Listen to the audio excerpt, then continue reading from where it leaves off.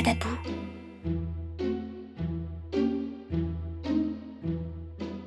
Petite poupée, danse.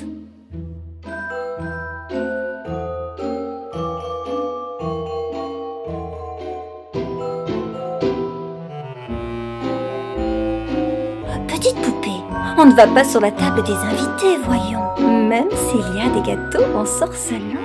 Oui, tu auras du gâteau au chocolat, mais à minuit. Tu ne peux pas parler? Alors, je serai la voix pour raconter l'histoire de ce soir.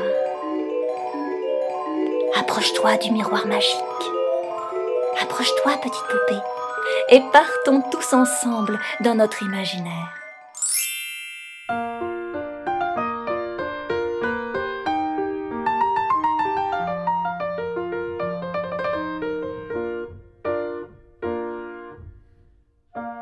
Il était une fois une princesse merveilleusement belle. Mais sa beauté l'avait rendue si fière qu'elle n'estimait jamais aucun homme digne de l'épouser. Le roi son père se désolait. Les princes, les comtes, les ducs et les marquis défilaient. Et toujours elle se moquait d'eux, trouvant l'un trop gros, l'autre trop petit, et refusant un troisième à cause de son nez. Un jour, un roi demanda sa main. C'était un homme juste, sensible et intelligent. La princesse le regarda.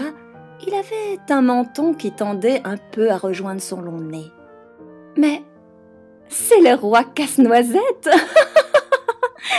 s'écria-t-elle moqueuse. Et ce surnom lui resta. Fou de rage, le père de la princesse jura qu'elle épouserait le premier mendiant venu. Le lendemain, un homme vint chanter devant les fenêtres du palais.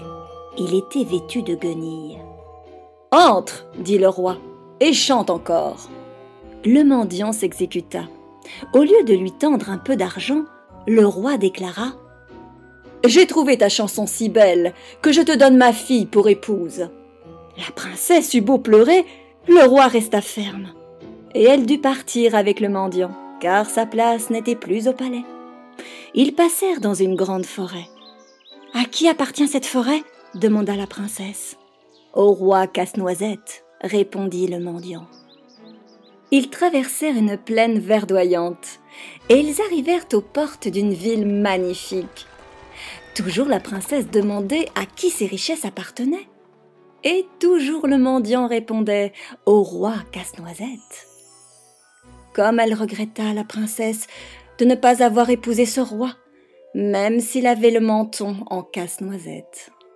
À un moment, ils s'arrêtèrent devant une maison vraiment minuscule. « Qui peut bien habiter là ?» interrogea la princesse moqueuse. « Toi et moi » répliqua le mendiant. Les débuts furent pénibles.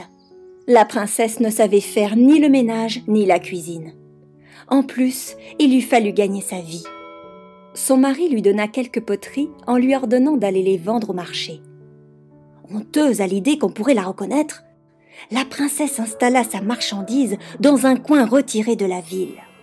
Elle n'avait encore rien vendu lorsqu'un cavalier ivre surgit et sur son cheval fougueux piétina les poteries qui se cassèrent en 1000 morceaux.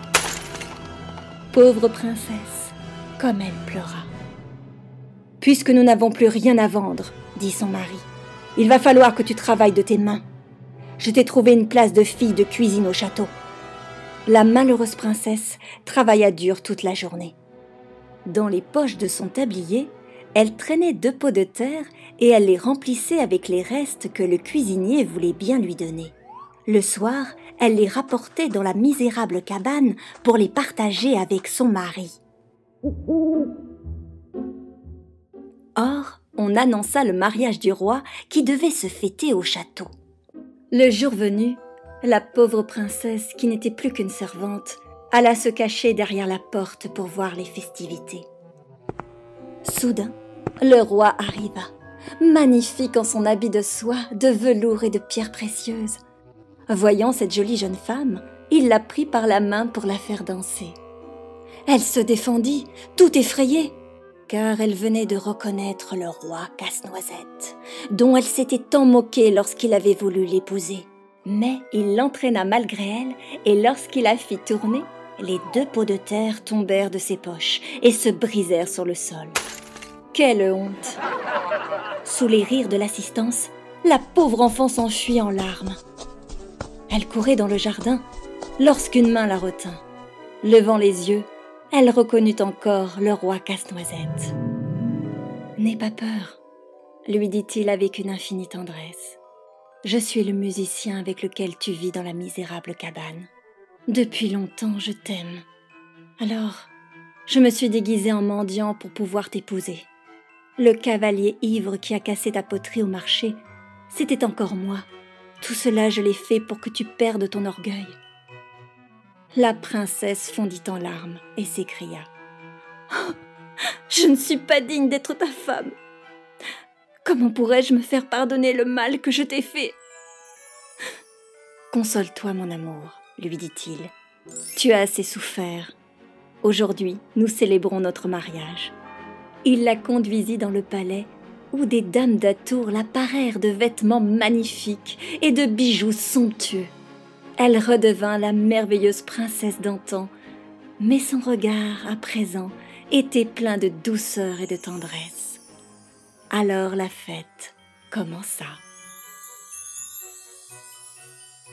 Toi qui m'écoutes, avant de se moquer d'une personne, balayons plutôt nos propres défauts.